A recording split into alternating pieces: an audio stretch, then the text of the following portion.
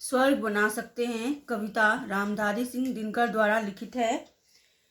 धर्मराज यह भूमि किसी की नहीं कृत है दासी, है जन्मना समान परस्पर इनके सभी निवासी। प्रस्तुत पंक्तियां साहित्य सागर के पद्य भाग से उद्धृत हैं। इस कविता के कवि रामधारी सिंह दिनकर हैं तथा इस कविता का शीर्षक है स्वर्ग बना सकते हैं। प्रस्तुत पंक्तियों में कवि के माध्यम से भीष्म पितामह धर्मराज युधिष्ठिर को स्पष्ट करना चाहते हैं कि धरती पर सबका समान अधिकार है और इस धरती पर जन्म लेने वाले सभी मनुष्य समान हैं। कवि के अनुसार यह धरती किसी की खरीदी हुई दासी नहीं है। इस पर जन्म लेने वाले प्रत्येक व्यक्ति का समान अधिकार है तथा सभी इसके समान रूप से निवासी हैं।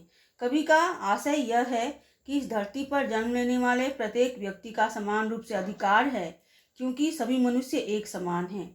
इस धरती को हम स्वर्ग तभी बना सकते हैं जब सभी मनुष्यों को एक समान दृष्टि से देखा जाए, क्योंकि सभी व्यक्ति इस पृथ्वी के निवासी हैं।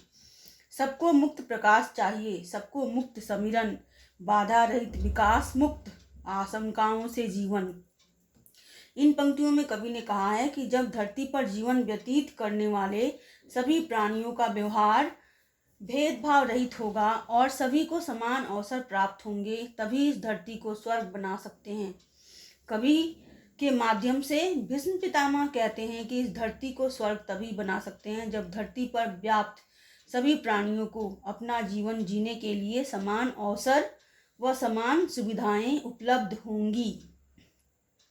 सभी को समान प्रकाश व मुक्त वायु मिलेगी, अर्थात जब सभी के लिए एक समान वातावरण होगा। मनुष्य का जीवन तब आशंकाओं से रहित होगा जब किसी प्रकार का संदेह मनुष्य के मन में विद्यमान नहीं होगा, किसी के विकास में कोई बाधा उत्पन्न नहीं होगी, अर्थात धरती पर जीवन व्यतीत करने वाले प्रत्येक प्राणी का व्यवहार भेदभाव रहित होगा तथा सभी को समान अवसरों की प्राप्ति होगी, तभी इस धरती को स्वर्ग बना सकते हैं। लेकिन विघ्न अनेक अभी इस पथ पर अड़े हुए हैं, मानवता की राह रोककर पर्वत अड़े हुए हैं। इन पंक्तियों के माध्यम से कवि ने मनुष्य के मार्ग में आने वाली अनेक बाधाओं के बारे में बताना चाहा है। कवि के अनुसार मनुष्य के विकास के मार्ग में अनेक बाधाएं हैं। उसके विकास का मार्ग कठिनाइयों से घिरा हुआ है। इन कठिनाइयों तथा बाधाओं के कारण ही मनुष्य का विकास अवरुद्ध हो गया है। ये बाधाएं पर्वत के समान मनुष्य के सामने आकर खड़ी हैं, अर्थात मानवता के विकास में पर्वत रूपी बाधाएं राह रोककर खड़ी हैं, जिसके कारण मनुष्य प्रगति के मार्ग पर अग्रसर नहीं हो पा रहा है। हमें इन बाधाओं को जड़ से खत्म करना होगा, तभी मनुष्य प्रगति के पथ पर आगे बढ़ सकता है। न्यायोचित सुख सुलभ नहीं, जब तक मानव को चैन कहाँ धरती पर, तब तक शांति कहाँ इस भव को। इन पंक्तियों के माध्यम से कवि ने मनुष्य के जीवन में न्याय के महत्व को उजागर किया है, साथ ही स्पष्ट किया है कि सच्चे न्याय से ही सुख और शांति मिलती है।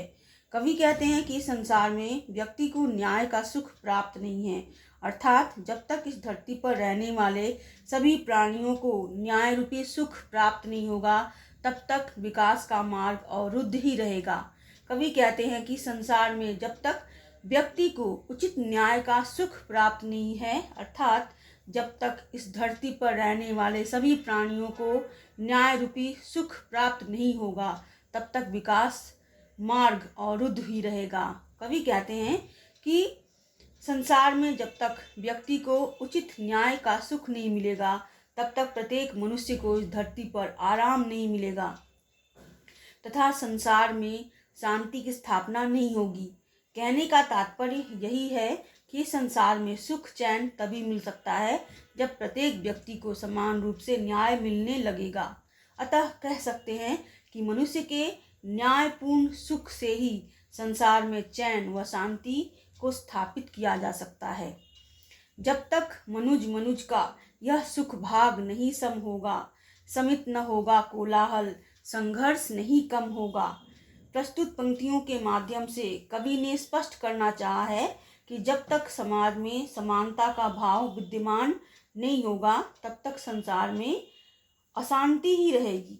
कवि कहते हैं कि जब तक समाज में रहने वाले सभी प्राणियों में समानता का भाव होगा, सभी मनुष्य को समाज में समान दृष्टि से नहीं देखा जाएगा, तब तक संसार में अशांति रहेगी। कवि धरती पर स्वर्ग बनाने पर बल देते हुए कहते हैं कि जब तक पृथ्वी पर रहने वाली सभी प्राणियों को समान दृष्टि से नहीं देखा जाएगा, उन्हें समान रूप से सुख की प्राप्ति नहीं होगी, पृथ्वी पर अशांति बनी रहेगी तथा समानता के लिए मनुष्य का संघर्ष निरंतर गतिशील अवस्था में रहेगा।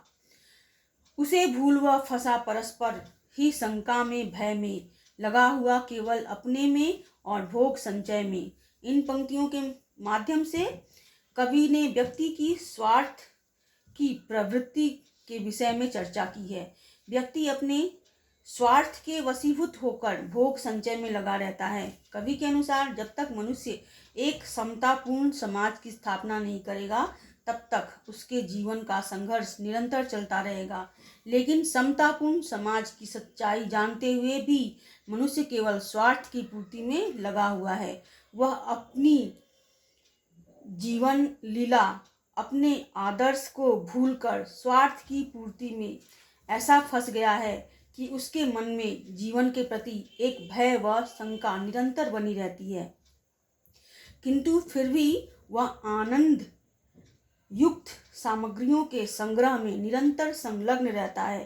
कहने का तात्पर्य यह है कि मनुष्य परस्पर समानता के आदर्श को भूलकर अपने स्वार्थों की पूर्ति में लगा हुआ है और मनुष्य की इसी प्रवृत्ति के कारण उसका विकास रुका हुआ है। प्रभु के दिए हुए सुख इतने हैं विकीर्ण धरती पर, भोग सके जो उन्हें जगत में, कहाँ अभी इतने नर। इन पंक्तियों में कवि ने ईश्वर द्वारा दिए गए सुखों का वर्णन किया है। कवि कहते हैं कि इस धरती पर ईश्वर के अनेक उपकार हैं, अर्थात धरती पर चारों ओर ईश्वर की कृपा ही फैली है। ईश्वर इतने दानी हैं कि उन्होंने मनुष्य के लिए विस्तृत रूप में सुख सुविधाओं का भंडार लगा रखा है। लेकिन मनुष्य की प्रवृत्ति ऐसी ही है कि ईश्वर द्वारा प्रदान की गई सुख सुविधाओं का वह सदुपयोग नहीं कर पाता। ईश्वर की इतनी कृपा इस संसार में विद्यमान है कि इस पृथ्वी पर रहने वाले लोग प्रभु द्वारा दी गई सुख सुविधाओं को भोगने में कम प्रतीत होते हैं।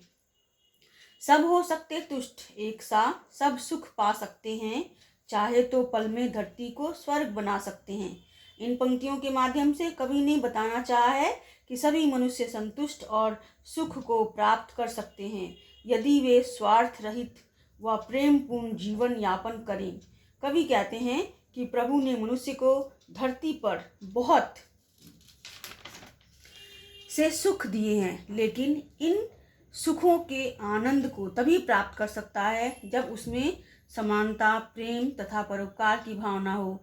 इसके साथ ही समानता के आदर्श के महत्व को समझाकर तथा अपनी स्वार्थी प्रवृत्ति को त्याग कर मनुष्य धरती को स्वर्ग बनाने में अपनी महत्वपूर्ण भूमिका निभा सकता है। धरती पर जीवन व्यतीत करने वाले प्राणी संतुष्ट हो सकते हैं और सुख की प्राप्ति कर सकते हैं, परंतु यह तभी संभव है जब सभी में आपसी प्रेम भाव, समानता आदि का भाव विद्यमान हो।